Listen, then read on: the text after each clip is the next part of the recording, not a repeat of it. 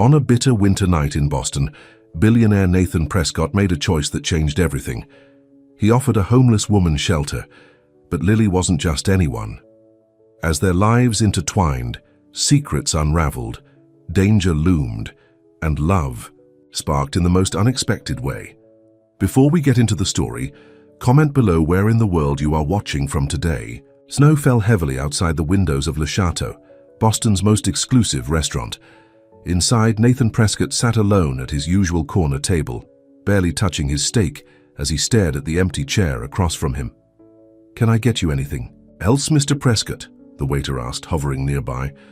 "No, Thomas, just the check," Nathan replied, loosening his tie.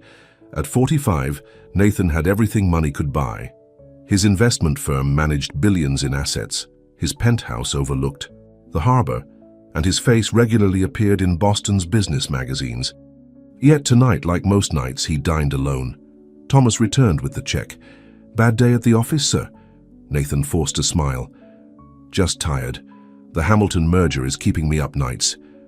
But it wasn't work that troubled him. It was the emptiness that followed him home each evening, the silence that greeted him in rooms filled with expensive furniture, but no laughter. After paying, Nathan stepped outside into the bitter February cold. The valet was bringing his car when he noticed her, a huddled figure sitting on the sidewalk against the building, trying to stay out of the wind. Most evenings, Nathan would have walked past. The city had many homeless people, and his charitable foundation already donated generously to shelters. But something made him pause tonight. She wasn't begging or holding a sign. Instead, she sat quietly, dignity somehow intact despite her circumstances. Her face was partially hidden beneath layers of scarves, but Nathan caught a glimpse of her eyes, alert, intelligent, and filled with a quiet determination that struck him. Before he could think better of it, Nathan approached her. "Excuse me," he said softly. "Would you like to come inside where it's warm? Maybe have something to eat?" The woman looked up, suspicion evident in her gaze. "I'm not looking for charity." Her voice surprised him, educated, with a slight southern accent. "It's not charity," Nathan found himself saying. "Just one human being offering another a warm meal on a cold night." For a long moment she studied his face, then slowly she stood. "One meal, that's it." Inside, Thomas raised an eyebrow but quickly composed himself. "Your usual table, Mr. Prescott." "Please," Nathan nodded, ignoring the stares from other diners. As Thomas led them back to his corner booth. Once seated, the woman carefully unwrapped the layers covering her face. Nathan tried not to stare. Despite the dirt smudges and exhaustion, she was beautiful. High cheekbones, full lips, and those eyes a deep, startling green. "I'm Nathan," he said, extending his hand across the table. She hesitated before taking it. "Lily." "Nice to meet you, Lily. Order whatever you'd like." Lily picked up the menu, her hands trembling slightly.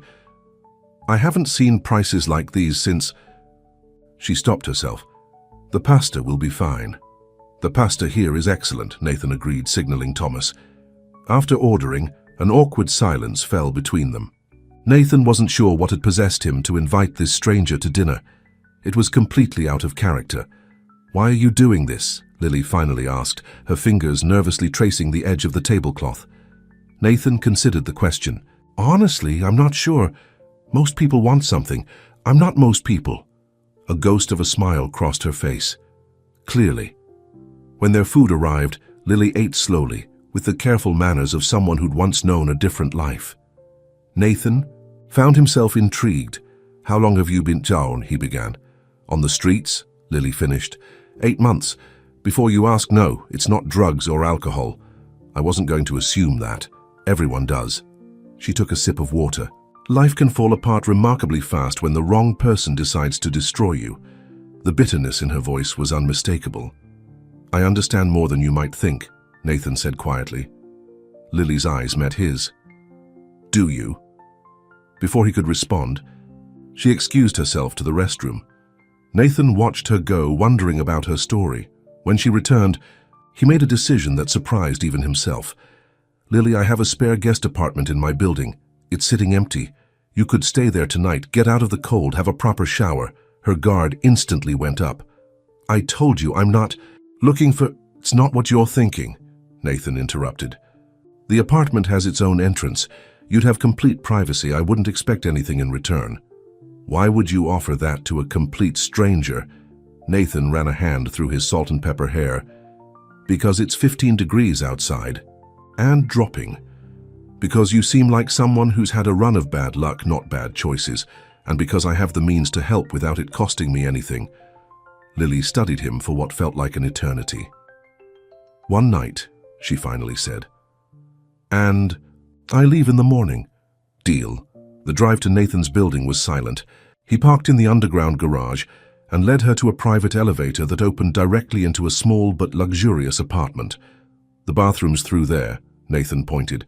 Clean towels in the cabinet. The fridge is stocked. There's a new toothbrush and basic toiletries in the vanity drawer.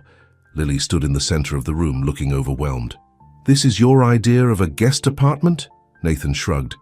I'll be upstairs if you need anything. Just use the house phone, otherwise I'll check on you in the morning. As he turned to leave, Lily called out, Nathan, thank you. Her voice caught slightly on the words, as if gratitude was something she'd grown unaccustomed to expressing. You're welcome, Lily. In his own penthouse, Nathan poured himself a scotch and wondered what had come over him. In 20 years of business, he'd built a reputation for calculated decisions, not impulsive charity. Something about Lily had touched, a part of him he'd thought long buried. The next morning, Nathan knocked on the guest apartment door, half expecting to find it empty. To his surprise, Lily answered, wearing the same clothes but looking transformed. Her face was clean, her dark hair damp from a shower and falling in waves past her shoulders. Without the dirt and exhaustion, she was more than beautiful. She was stunning. Good morning, he said, momentarily at a loss for words. Morning. She stepped back, letting him enter. I was just about to leave. Nathan noticed the apartment was immaculate, bed made, towels folded. Did you sleep well?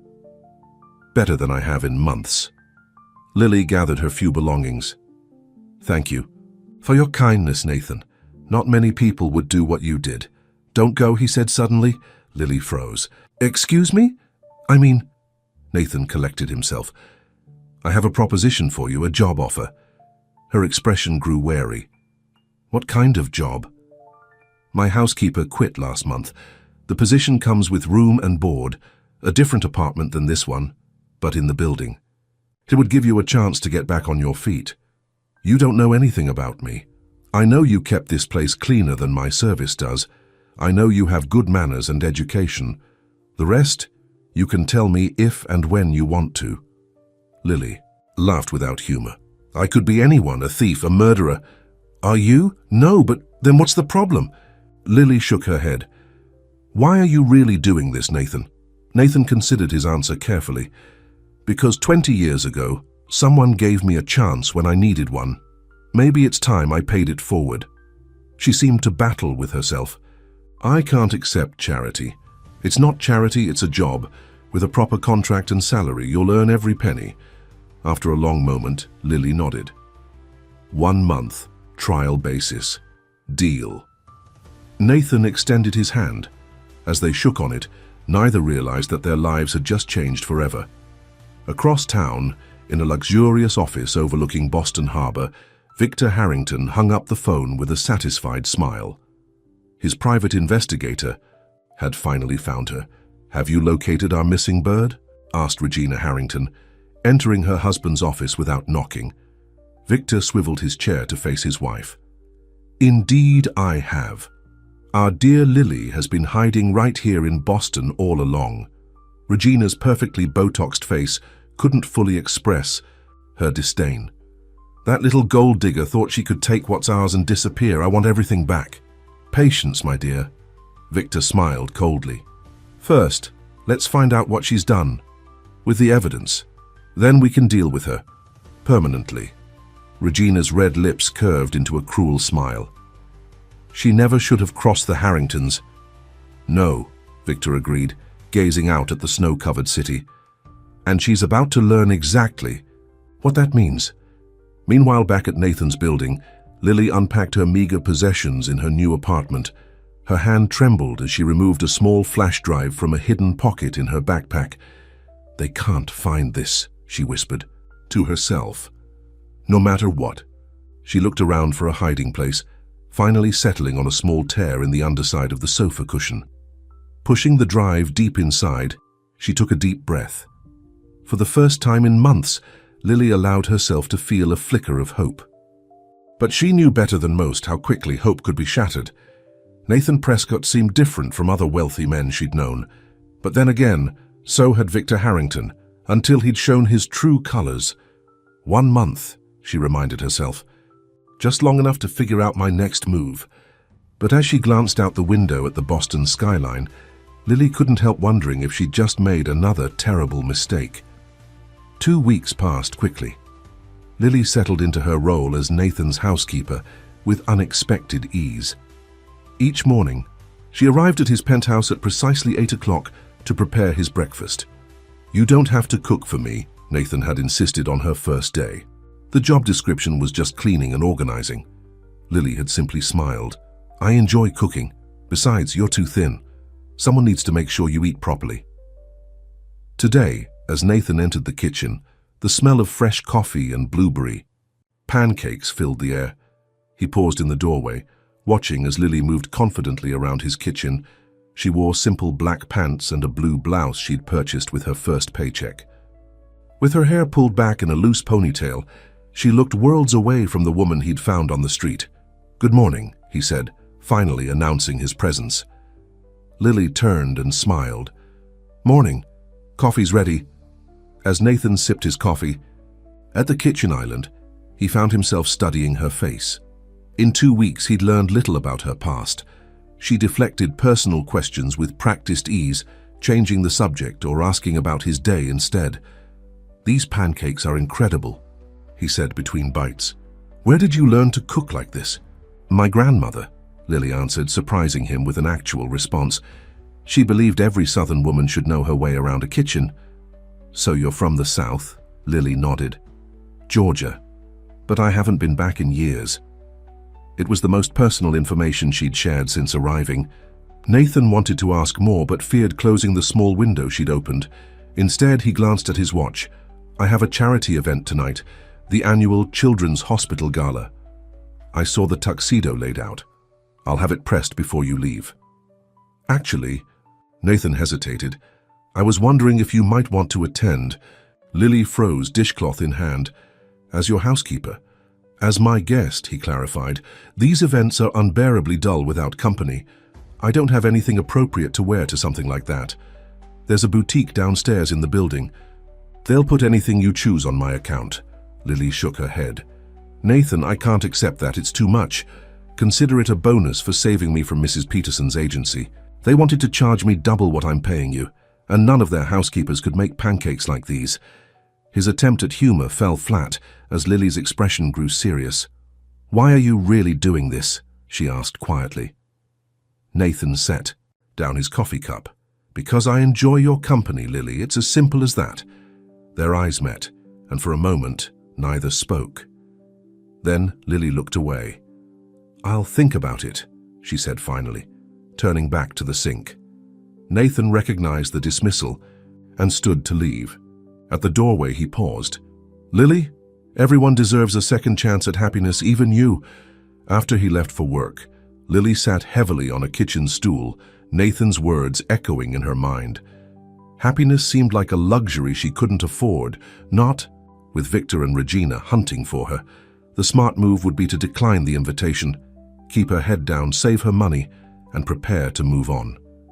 Getting close to Nathan was dangerous for both of them. Yet as she finished the morning dishes, Lily found herself wondering what it might be like to spend an evening dressed in something beautiful, with a kind man like Nathan by her side. "Just one night," she whispered, to herself. What harm could it do? That afternoon, Lily visited the boutique. The saleswoman, Martina, greeted her warmly. Mr. Prescott called ahead.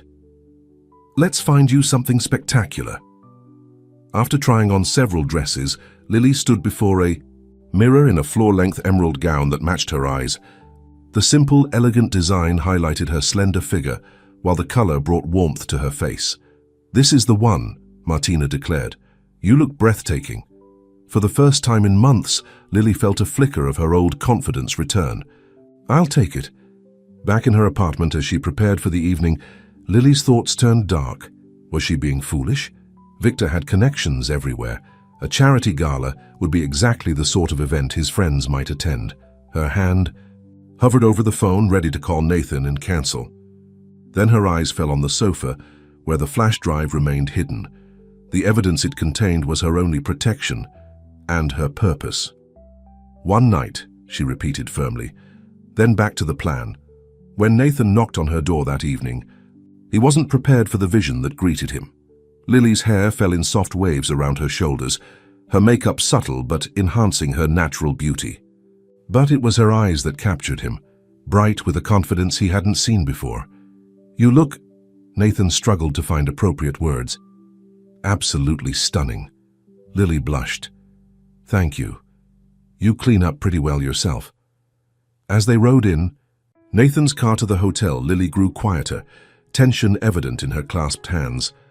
"We don't have to stay long," Nathan assured her. "Just enough to make an appearance and support the cause." Lily nodded. "I'm just not used to these sorts of events anymore." "Anymore? So you used to attend galas?" She looked out the window. "In another life." At the hotel, the ballroom was filled with Boston's elite. Crystal chandeliers sparkled overhead as waiters circulated with champagne and hors d'oeuvres. Nathan kept his hand lightly on Lily's back, guiding her through the crowd. "Nathan, there you are," called a silver-haired woman in diamonds. "We thought you might not come this year." "Mrs. Winthrop, lovely to see you," Nathan replied. "May I introduce Lily?" Mrs. Winthrop's eyebrows rose slightly as she assessed Lily. "Charmed, I'm sure. Nathan rarely brings guests to these functions." "It's my first time at this event," Lily said smoothly. "The Children's Hospital does remarkable work." "Indeed," Mrs. Winthrop nodded, seemingly surprised by Lily's poise. "Are you new to Boston?" Before Lily could answer, Nathan interjected, "Lily recently joined my household staff. I was fortunate to discover she has many talents." Mrs. Winthrop's expression changed subtly. "How progressive of you, Nathan." As she moved away, Lily turned to Nathan. "You didn't have to tell her. I work for you." "I don't care what Margaret Winthrop or anyone else thinks," Nathan said firmly. "Besides, it's only temporary, isn't it? You said 1 month, trial basis." Lily looked away. "Yes, temporary."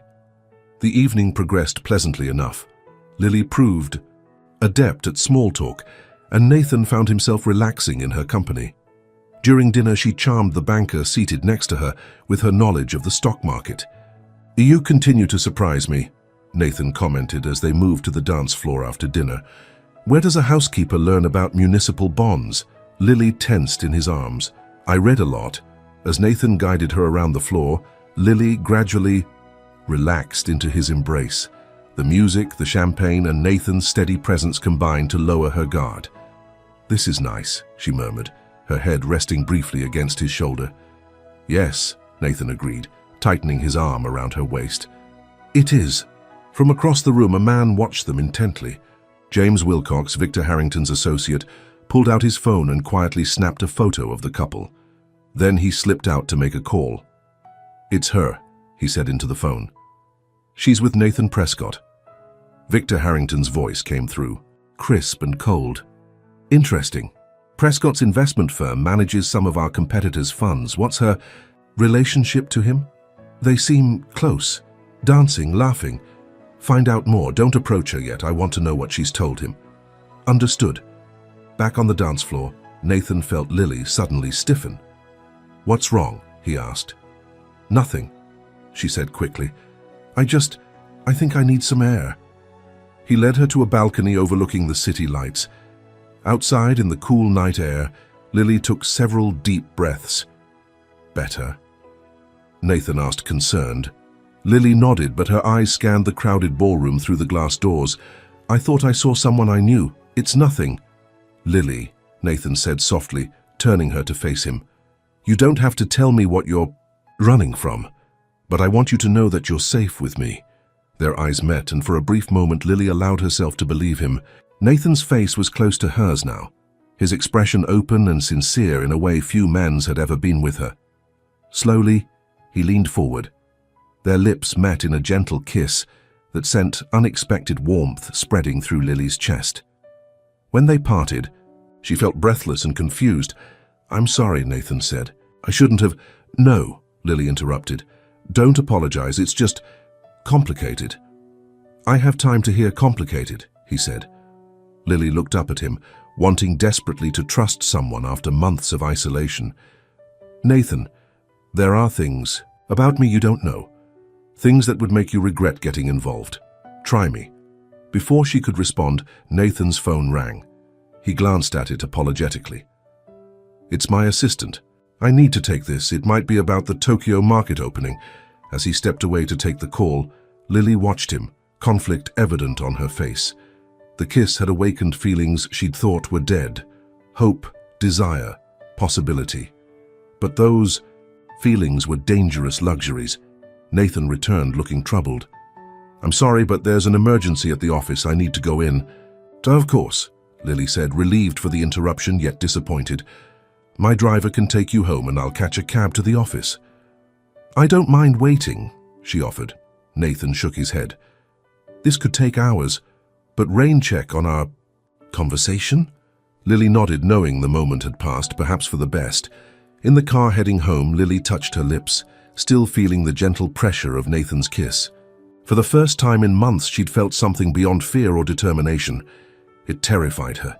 "He deserves better," she whispered to herself. "Someone without my baggage." Yet even as she thought it, Lily knew her feelings for Nathan were growing beyond her control. That made him a vulnerability, and in her experience, vulnerabilities were always exploited. Meanwhile, across town, Nathan sat in his office, staring at his computer screen without really seeing it. The supposed emergency had been minor, easily handled by his team, but he'd needed space to think. Kissing Lily had been impulsive and inappropriate given their arrangement, yet he couldn't bring himself to regret it. Something about her called to him on a level he'd never experienced before. His phone buzzed with a text. It was from his old friend, Detective Mark Rodriguez. "Got the background check you requested. Need to talk, not over the phone." Nathan frowned. He'd asked Mark to run a discreet check on Lily days ago, just basic information to ease his mind.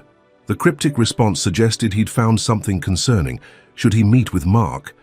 Part of him wanted to respect Lily's privacy, to let her reveal her past in her own time. But another part, the careful businessman who'd survived 20 years in a cutthroat industry, needed to know who he was really dealing with. As dawn broke over Boston, Nathan made his decision. He would meet Mark for breakfast, hear what he had to say. Whatever Lily was hiding, they would face it together if she would let him. What he didn't know was that Victor Harrington was already setting his plan in motion. By evening, both Nathan and Lily would be caught in a trap from which neither might escape. The next morning, Nathan sat in a corner booth at Rosie's Diner, a small establishment far from his usual haunts. He'd chosen it specifically because none of his business associates would be caught dead in such a place. Detective Mark Rodriguez slid into the seat across from him, manila folder in hand. At 50, Mark carried the weight of 25 years on the police force in the lines of his face, but his eyes remained sharp and alert. "Thanks for meeting me," Nathan said, pushing a cup of coffee toward his old friend. Mark nodded. "You look tired. Late night. What did you find?" Mark opened the folder but kept it angled away from Nathan's view. "Your Lily isn't who she seems." Nathan's stomach tightened. "Explain." "Her real name is Lillian James. Until 8 months ago, she was the personal assistant to Victor Harrington at Harrington Enterprises." Nathan frowned. "The real estate developer? I've met him at a few functions. Seemed like a snake." "That's putting it mildly," Mark said. "Harrington's been on our radar for years. Suspected money laundering, bribery, tax evasion. Nothing we could prove. Then 8 months ago, his personal assistant disappeared along with some files. Harrington filed charges claiming she stole company property and embezzled funds." That doesn't sound like Lily. Mark shrugged. Maybe not, but here's where it gets interesting. 2 days after she disappeared, the SEC received an anonymous tip about irregularities in Harrington's accounting. They launched an investigation that's still ongoing. Nathan leaned back, processing this information. You think Lily sent the tip? Seems likely. And if she did, she's got a target on her back. Harrington isn't known for forgiveness. Is there a warrant for her arrest? Mark shook his head.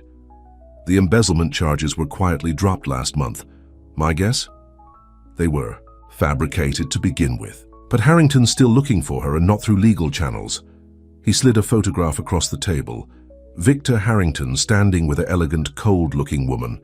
That's Victor and his wife, Regina. Word on the street is they're dangerous. People to cross. If your Lily has something they want, she's in trouble. Nathan stared at the photo, remembering Lily's fear at the gala. She said it was complicated. That's an understatement. Mark closed the folder. Be careful, Nathan. Whatever she's involved in, it's bigger than a simple case of theft. Thanks, Mark. I owe you. As they parted ways, Nathan's mind raced. Should he confront Lily? The smart move would be to distance himself from her troubles, yet the thought of sending her away made his chest tighten uncomfortably. Back at his penthouse, Nathan found Lily dusting his bookshelves. She wore jeans and a simple t-shirt, her hair tied back. Even dressed down, she was beautiful. Good morning, she said, smiling. There's coffee in the kitchen. Lily, Nathan began, then hesitated. Can we talk? Her smile faded at his serious tone. Of course. They sat at the kitchen island, an uncomfortable silence between them. About last night, Nathan finally said. I want to apologize if I made you uncomfortable. Lily relaxed slightly. You didn't, it was nice, actually. But you pulled away. She looked down at her hands. It's complicated. Because of Victor Harrington. The color drained from Lily's face. She stood abruptly, knocking over her coffee cup. How do you know that name? I had you checked out, Nathan admitted. I needed to know who I was dealing with. You had me investigated? Her voice was barely a whisper. Behind my back? I had to protect myself. Of course you did. Lily's shock gave way to bitter resignation. I should have known better. She moved toward the door, but Nathan stepped in her way. Lily, wait. Whatever you're involved in with Harrington, maybe I can help. No one can help me. Her green eyes flashed with anger and fear. Especially not now. They'll be watching you, too. Let them watch, Nathan said firmly. I'm not afraid of Victor Harrington. You should be. Lily ran her hands through her hair in frustration. Victor destroys anyone who gets in his way. I've seen it happen. What did you take from him, Lily? She stared at him for a long moment. The truth, she finally said. I took the truth. Before Nathan could respond, his doorbell rang. The unexpected sound startled them both. Are you expecting someone? Lily asked, tension evident in her voice. Nathan shook his head and moved to the security panel by the door. The screen showed a delivery man holding a large bouquet of flowers. Delivery for Lily and James, came the man's voice through the intercom. Lily's face went white. Don't open it, she whispered. No one knows I'm here under that name. Nathan stepped back from the door. Go into the bedroom and lock the door. I'll handle this. Once Lily was safely out of sight, Nathan pressed the intercom. There's no one by that name here. You have the wrong address. A pause, then. My mistake, sir. Sorry to bother you. Nathan watched the security screen as the man walked to the elevator. Something about his movements seemed off, too deliberate, too aware. Returning to the bedroom, Nathan found Lily shoving clothes into a backpack with trembling hands. He's gone, Nathan said. But you're right to be concerned. How did they find you? The gala, Lily said without looking up. Someone must have recognized me. Where will you go? It's better if you don't know. She zipped the backpack closed. I'm sorry for bringing this to your doorstep, Nathan. You've been kind and I've repaid you by putting you in danger. Lily, stop. Nathan placed his hands on her shoulders, forcing her to look at him. Running isn't the answer. Let me help you. You can't. I have resources, connections. If you have evidence against Harrington, let's use it properly. Lawyers, the authorities. Lily shook her head. You don't understand. The flash drive I took contains evidence of bribes to judges, police officials, even someone in the SEC. I don't know who to trust. You can trust me, Nathan said softly. For a moment, Lily seemed to waver. Then her expression hardened. I need to go, now. At least tell me what your plan is. I don't have one, she admitted. Just to keep moving. Nathan ran a hand through his hair in frustration.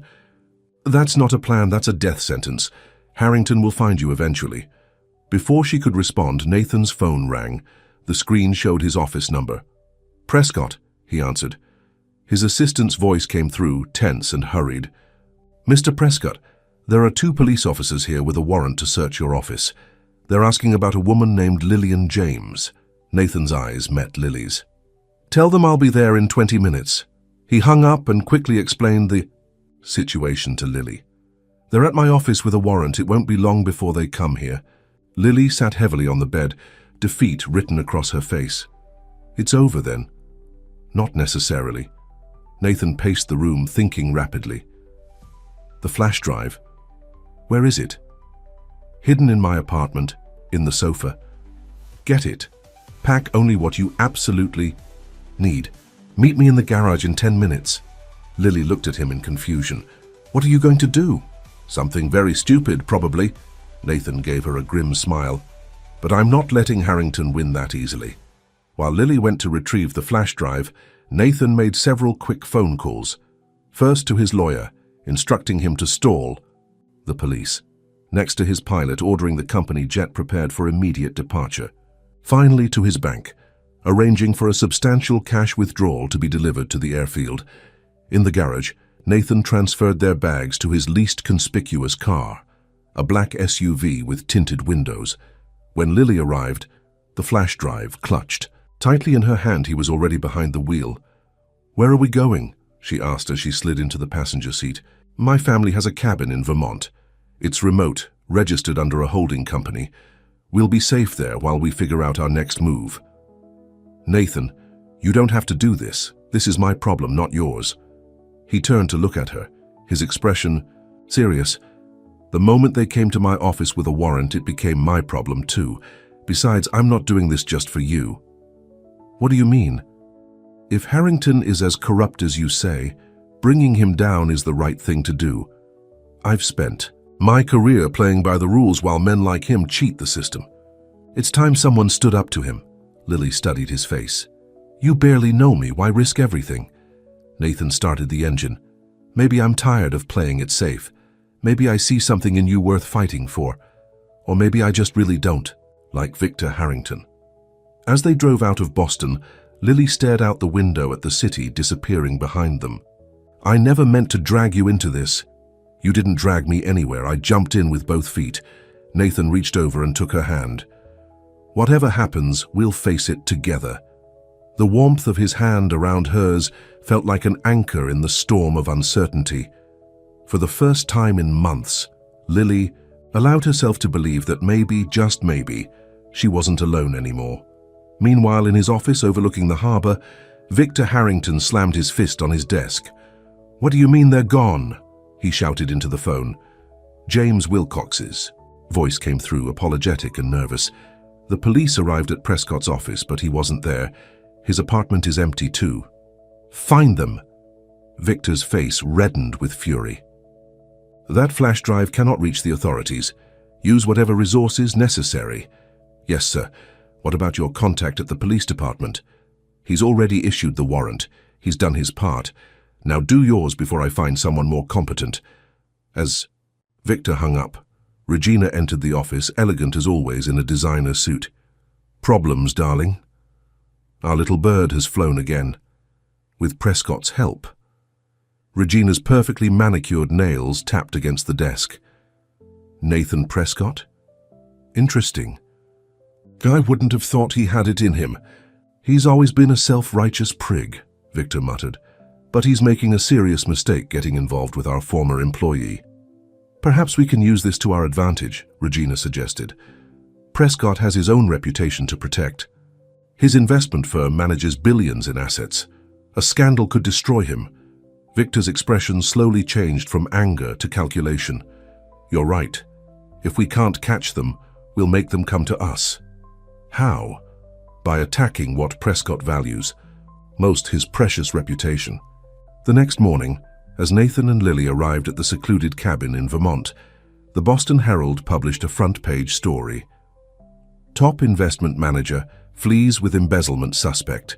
The article, filled with quotes from anonymous sources close to the investigation, painted Nathan as either a victim of manipulation or a willing accomplice in Lily's supposed crimes. By noon, Nathan's phone was flooded with messages from clients, board members, and reporters. He ignored them all, focusing instead on the more immediate task, keeping Lily safe and figuring out their next move. The cabin was rustic but comfortable, nestled among pine trees with a view of the mountains. After settling in, Nathan built a fire while Lily prepared a simple meal from the supplies they'd picked up on the drive. "We should look at what's on the flash drive," Nathan suggested as they sat before the fire, steaming mugs of coffee in hand. Lily hesitated, then nodded. She retrieved the drive from her pocket and handed it to him. "It's encrypted. The password is Marigold 27, my grandmother's favorite flower and her birthday." Nathan connected the drive to his laptop. As the files opened, his expression grew increasingly grim. "This is worse than I thought. These records show payoffs to at least 3 judges, a state senator, and 2 high-ranking officials in the SEC. "There's more," Lily said quietly. "Keep looking." As Nathan scrolled through the documents, he found evidence of money laundering through Harrington's real estate developments, tax evasion schemes, and even blackmail of business competitors. "How did you get access to all this?" he asked. Lily stared into the fire. "I was Victor's personal assistant for 3 years. He trusted me completely, too completely. I saw things, heard conversations. At first I told myself it wasn't my business. But then what?" Her eyes met his, filled with a mixture of pain and determination. "I overheard Victor and Regina discussing a man named David Mercer. He was a city inspector who wouldn't approve one of their buildings, refused to be bribed. 3 days later, he died in what looked like a mugging gone wrong. You think they had him killed?" Lily nodded. "I know they did. I heard Regina tell Victor the problem had been handled permanently." Nathan set the laptop aside and moved closer to her on the couch. "Why didn't you go to the authorities immediately?" "I was afraid. And I needed proof. Not just my word against theirs. So I started gathering evidence, copying files, recording conversations when I could." She took a shaky breath. "The night I left, I overheard Victor telling Regina they suspected I knew too much. They were planning to take care of me the next day. So you ran, with whatever evidence I could grab. I sent an anonymous tip to the SEC, but I was too scared to come forward personally." Nathan wrapped an arm around her shoulders. "You did the right thing, Lily. But now we need to finish what you started. This evidence needs to reach the right people." "Who?" Lily asked. "Victor has people everywhere." Nathan thought for a moment. "Not everywhere. I have a friend who works for the FBI's white-collar crime division in New York. Someone I trust completely. We'll take this to her." "When?" "Tomorrow. For tonight, we rest." Nathan gazed into the fire. "Harrington isn't going to give up easily. What we're about to do will make us targets." Lily leaned her head against his shoulder.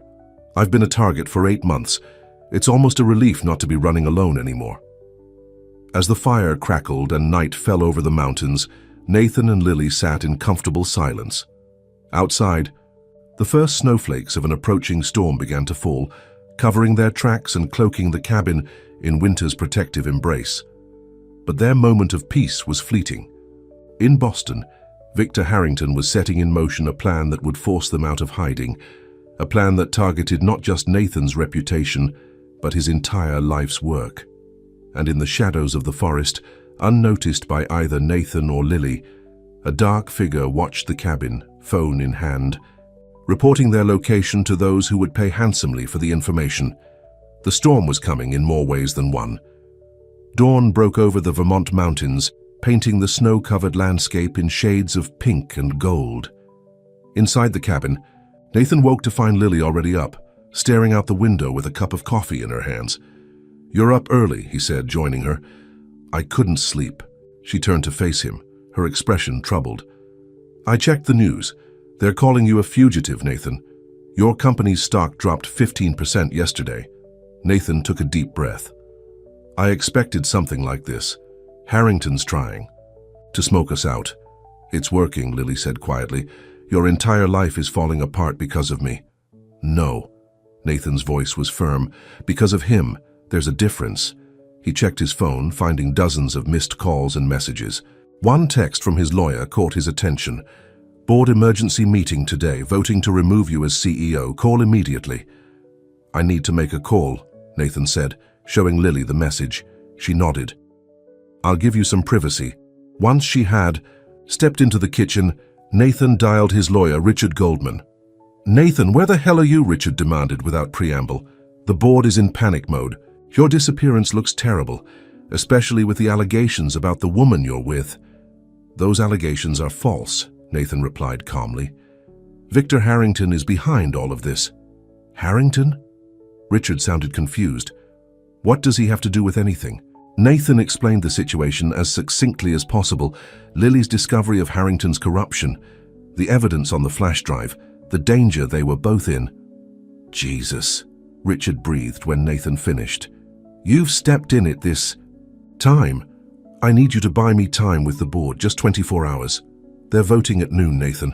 Half of them are already convinced you've lost your mind. Then convince them otherwise. Tell them I'm pursuing a major case of corporate fraud that will reflect positively on the firm." "That's a big promise," Richard warned. "One I intend to keep. 24 hours, Richard. That's all I'm asking." After a long pause, Richard sighed. "I'll do what I can, but Nathan, watch your back. If Harrington is as dangerous as you say, you're playing with fire." "I know. Thank you, Richard."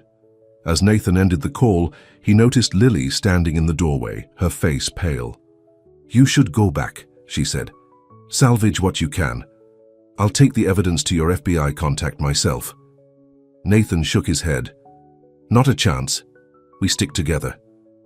"Why?" Lily's voice cracked with emotion. "You've lost nearly everything because of me, your company, your reputation." "They're just things, Lily." Nathan moved closer to her. "Companies can be rebuilt. Reputations can be restored. But finding someone worth fighting for? That's rare." Tears filled Lily's eyes. "You barely know me." "I know enough." Nathan cupped her face gently. "I know you risked everything to expose the truth. I know you've spent months running rather than give in. And I know that when I'm with you, I feel more alive than I have in years." For a moment, they stood in silence, the weight of his words hanging between them. Then Lily leaned forward, pressing her lips to his in a kiss that spoke of longing, fear, and fragile hope. When they parted, Nathan rested his forehead against hers. "We'll get through this. Together." A sharp knock at the door shattered the moment. They froze, exchanging alarmed glances. "Are you expecting anyone?" Lily whispered. Nathan shook his head, moving to the window to peek through the curtains. A man in a park ranger uniform stood on the porch, looking impatient. "It's a ranger," Nathan said, relaxing slightly. "Should we answer it?" Nathan considered for a moment. "I'll talk to him. Stay back, just in case." He opened the door partially, keeping his body in the opening. "Can I help you?" The ranger smiled, but it didn't reach his eyes. "Sorry to bother you, sir. We've had reports of a bear in the area. Just checking on all the cabins, making sure everyone's aware and being cautious." Something about the man's tone set off alarms in Nathan's mind. "Thanks for the warning. We'll be careful." As he began to close the door, the ranger's foot shot out, blocking it. "Actually, there's one more thing." The ranger's hand moved toward his jacket. Nathan reacted instinctively, slamming his shoulder against the door. The impact knocked the man backward, giving Nathan enough time to slam and lock the door. "He's not a ranger," Nathan said urgently, turning to Lily. "Get the flash drive, we need to go, now." Outside, the fake ranger was already on his phone. "They're here, both of them, send backup." Nathan and Lily moved quickly, grabbing only essentials, the flash drive, phones, wallets, and jackets. Through the back window, Nathan could see the Man circling toward the rear of the cabin. The SUV is too obvious, Nathan said. We'll have to go on foot at least until we reach the main road. There's a hiking trail behind the cabin, Lily recalled from Nathan's brief orientation the day before. It leads down to a small town, right? Nathan nodded. About 5 miles through the woods. Can you make it? Watch me, Lily said with determined eyes. They slipped out the side door and dashed for the tree line. The snow was deep in places, slowing their progress. But they pushed forward, driven by adrenaline and fear. Behind them, shouting voices indicated their escape had been discovered. Nathan glanced back to see 2 men emerge from around the cabin, searching for their trail. Keep moving, he urged Lily. Don't look back. For nearly an hour, they trudged through the snow-covered forest, following the barely visible trail. Lily stumbled several times, but Nathan's steady hand kept her upright. Their breath formed clouds in the cold air as they pushed themselves to maintain distance from their pursuers. We need to stop, Lily finally gasped, her face flushed with exertion. Just for a minute, Nathan scanned their surroundings. There, he pointed to a cluster of boulders. We can rest there and check our position. As they caught their breath behind the rocks, Nathan pulled out his phone. The signal was weak but present. I'm calling Mark, he decided, dialing his detective friend. When Mark answered, Nathan quickly explained their situation. We need help. We're being pursued, and the evidence we have puts a target on our backs. Where are you exactly? Mark asked. Nathan described their location as best he could. We're heading to Greenfield, the town near my cabin. That's at least a 3-hour drive from Boston, Mark said, concern evident in his voice. But I can contact the local sheriff's department. No, Lily interjected. We don't know who's on Harrington's payroll. Mark was silent for a moment. You've got a point. Listen, keep moving toward town. Find a public place with lots of people. I'll make some calls. See if I can get FBI involvement based on the evidence you're describing. We'll call when we reach town, Nathan promised before ending the call. As they prepared to continue, the crack of a branch nearby froze them in place. Voices approached. Their pursuers had caught up. This way, Nathan whispered, pulling Lily down into a small ravine. They crouched behind a fallen tree, hardly daring to breathe as footsteps crunched in the snow above them. They can't have gotten far, a gruff voice said. The woman will slow them down. Harrington wants them alive, another voice replied. Especially her. He has questions about what else she might have taken. And Prescott? A cold laugh.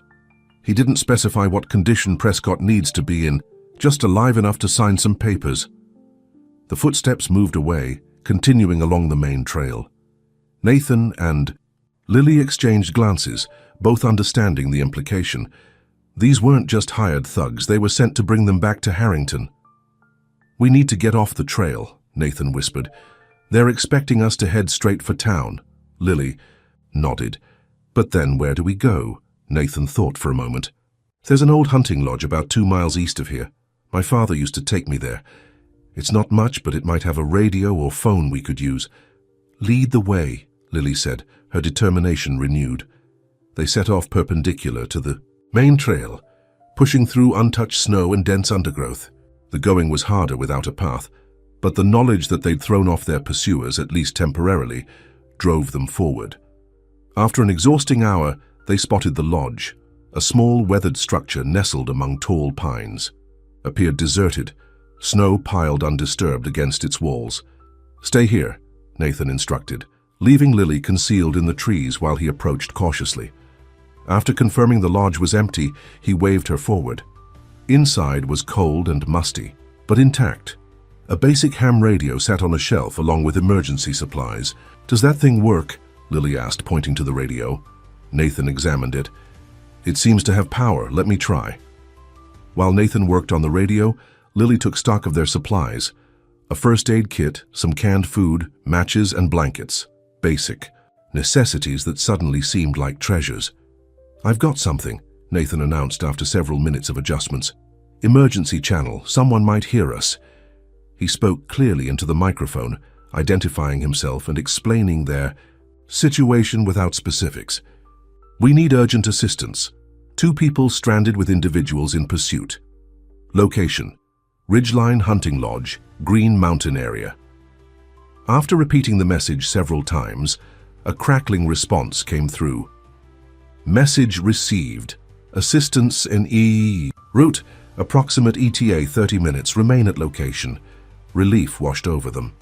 30 minutes, Lily said, sinking onto a bench. We might actually make it. Nathan sat beside her, taking her cold hands in his. When this is over, he said quietly, when Harrington is facing justice and we're both safe, I want to start over. With you, properly. Lily looked at him, a mix of hope and fear in her eyes. You still might lose everything because of this, Nathan. Your company. Your reputation. But I found something more valuable. He squeezed her hands. I found you. The moment was interrupted by the sound of a helicopter overhead. They rushed to the window, watching as it circled once before beginning, to descend in a small clearing nearby. That was fast, Nathan remarked, frowning. Too fast. Lily's face paled. You don't think... Before she could finish, the door burst open. 2 armed men entered, followed by a familiar figure, Victor Harrington, elegant even in the wilderness in his tailored coat. How touching, Victor said, his voice dripping with sarcasm. The billionaire and the thief, finding love in a rustic setting. Regina will be devastated to have missed this scene. Nathan positioned himself in front of Lily. It's over, Harrington. We've already transmitted the evidence to authorities. Victor smiled coldly. I very much doubt that. You've been rather busy running for your lives. He gestured to one of his men. Search them. Find the drive. As the man approached, Nathan lunged forward, catching Victor by surprise. They grappled briefly before one of the guards struck Nathan from behind. He fell to his knees, blood trickling from a cut on his temple. Nathan! Lily cried, trying to reach him but restrained by the second guard. Victor straightened his coat. I've never understood the appeal of physical confrontation, so uncivilized, he turned to Lily. Now, my dear former assistant, where is the drive? Gone, Lily said defiantly. I mailed it to the FBI days ago. Victor studied her face. You always were a terrible liar, Lillian. If you had, I'd already be in custody. He sighed dramatically. Search the lodge. Tear it apart if necessary. As the men began ransacking the small building, Victor circled Nathan, who was still dazed on the floor. You know, Prescott, I almost admire your misguided heroism. Throwing away a fortune and reputation for a woman, he chuckled. Though I must admit, Lillian has a certain appeal. Regina was quite jealous of her before all this unpleasantness. You won't get away with this, Nathan said, his voice steady despite his position. Too many people know. Know what? That you absconded with an embezzler? That's the current narrative, and it's working quite well. Victor checked his watch. By now your board has almost certainly voted you out. Such a shame. One of the guards approached. Nothing, sir. We've searched everywhere. Victor's facade of civility cracked. He grabbed Lily's arm, twisting it painfully. Where is it? Through gritted teeth, Lily replied, You'll never find it. The radio crackled suddenly. Lodge, this is Sheriff Blackwood. We're approaching your position. ETA 5 minutes, over. Victor's expression darkened. It seems our time is limited. He gestured to his men. Bring them both. We'll continue this discussion somewhere more private. As they were roughly pulled to their feet, Nathan caught Lily's eye. With the smallest movement, she glanced downward. Following her gaze, he noticed something clutched in her hand, the flash drive which she must have kept on her person the entire time. Thinking quickly, Nathan stumbled, falling against the radio equipment. In the ensuing confusion, Lily pressed the drive into a crack in the floorboards beneath the radio table. Enough delays, Victor snapped. Move! Outside, the helicopter waited, its blades slowly turning. The guards pushed Nathan and Lily forward through the snow. As they approached the clearing, the distant sound of sirens became audible over the helicopter's noise. Victor's head snapped toward the sound, his face contorting with anger. Faster! He ordered, shoving Lily toward the helicopter. Nathan saw his opportunity. As Victor's attention focused on the approaching sirens, Nathan drove his shoulder into the guard beside him. The man stumbled backward, his gun discharging into the air. Run! Nathan shouted to Lily. Chaos erupted. Lily broke free, sprinting. toward the trees. Victor lunged for her but missed. The guards raised their weapons, but Victor barked, "No shooting, I need her alive." In the confusion, no one noticed the vehicles approaching until they burst into the clearing. 2 sheriffs, department SUVs and an unmarked black car. Armed officers poured out, weapons raised. "Police, freeze!" Victor's men hesitated, caught between their employer's orders and the authorities. Taking advantage of their indecision, Nathan tackled Victor to the ground. "You've ruined everything," Victor snarled as they struggled in the snow. "No," Nathan replied. "You did that yourself." Within moments, officers surrounded them, separating the 2 men. From the unmarked car emerged a woman in a dark suit, flanked by 2 men in FBI jackets. "Victor Harrington," she announced formally. "I'm Special Agent Diana Foster, FBI. You're under arrest for conspiracy, fraud, money laundering, and attempted kidnapping." As an officer handcuffed Victor, his composure finally shattered. "This is absurd. Do you know who I am? My lawyers will destroy you." Agent Foster seemed unimpressed. "We've been building a case against you for months, Mr. Harrington. Your former assistant's evidence was the final piece we needed." As Victor was led away, still protesting, Nathan searched frantically for Lily. He found her being examined by a paramedic near one of the vehicles, a blanket wrapped around her shoulders. "You're okay," he breathed, kneeling beside her. "Thanks." "To you." She reached for his hand. "The evidence is safe," Agent Foster interrupted, approaching them. "We found the drive where you hid it, Ms. James. Well done." "So you got here just in time," Nathan said. Foster nodded. "We can thank Detective Rodriguez for that. He contacted me immediately after your call, gave us your location. We were already en route when the local sheriff picked up your radio transmission. Espoir." "It really over?" Lily asked, her voice small with disbelief. "The investigation is just beginning," Foster replied. "But yes, Harrington's freedom is over. We'll need both of you to make formal statements, of course." "Whatever you need," Nathan agreed. As they were escorted to the vehicles, Nathan kept his arm firmly around Lily's shoulders. "Ready to go back to the real world?" he asked softly. She looked up at him, searching his face. "What's left for you there? Your company, your reputation can be rebuilt," he finished for her. "What matters is that you'll be safe, that the truth will come out, and us?" she asked, vulnerability in her question. Nathan smiled. "That's up to you, but I'd like to find out where this could go when we're not running for our lives." Lily's answering smile was like the sun breaking through clouds after a storm. "I'd like that too." 6 months later, the boardroom of Prescott Investments fell silent as Nathan concluded his presentation. The quarterly results exceeded all projections, the company's stock price having not only recovered, but reached new heights since the Harrington scandal broke. "Any questions?" Nathan asked, surveying the board members who had, just months before, nearly voted him out. Richard Goldman, who had stood by him throughout the ordeal, spoke first. "I think I speak for everyone when I say we owe you an apology, Nathan. Your handling of this situation has been extraordinary." Murmurs of agreement circled the table. Nathan nodded his acknowledgement. "Thank you, Richard. But the real credit goes to Lily James. Her courage made all of this possible." After the meeting concluded, Nathan rode the elevator to the lobby where Lily waited. In the months since Harrington's arrest, she had transformed. Gone was the hunted look in her eyes, replaced by confidence and peace. She had testified extensively against the Harringtons, helping to secure indictments against them and several of their associates. "How did it go?" she asked as he approached. "Exactly as expected." He kissed her lightly. "Ready for lunch?" As they walked through the busy financial district hand in hand, Nathan marveled at how much had changed. The press that had once vilified them now hailed them as heroes. Victor and Regina Harrington awaited trial, their empire crumbling as investigations uncovered decades of corruption. "I heard from Agent Foster this morning," Lily mentioned as they sat at their favorite cafe. "Regina's agreed to testify against Victor in exchange for a reduced sentence." "Honor among thieves," Nathan commented dryly. Lily smiled, then grew serious. "Sometimes I still can't believe it's really over. That we won.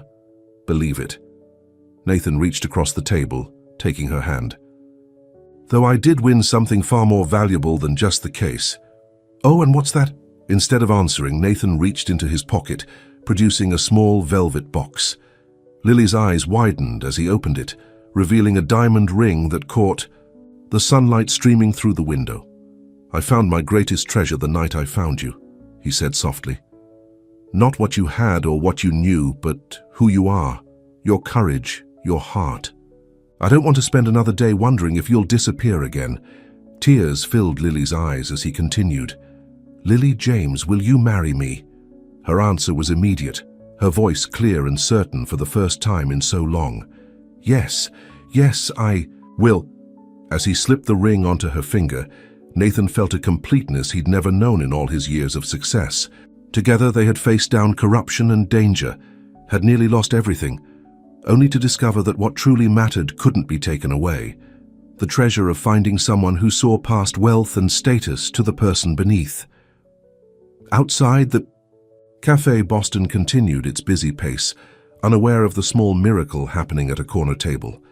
Two people who had found in each other not just love, but redemption, strength, and hope for a future neither had dared imagine before. It was, Nathan thought as he kissed his fiancée, the greatest treasure of all. The end.